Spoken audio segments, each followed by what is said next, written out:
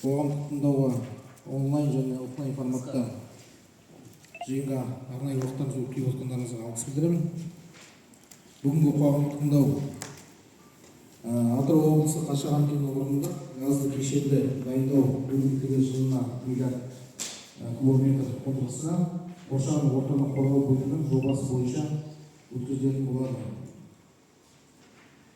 Бүгінгі қоғамдық тыңдауды ашық деп жариялаймын. Қоғамдық бүгінгі қоғамдық тыңдауға қоғам өкілдері, жұртшылық, ардагерлер кеңесі, мемлекеттік органдар шақырды. Қоғамдық тыңдаудың ережесіне сәйкес тыңдау туралы барлық жергілікті ақпарат құралдарына газеттер мен теледидар және де хабарландыру радио арқылы жарияланған болатын.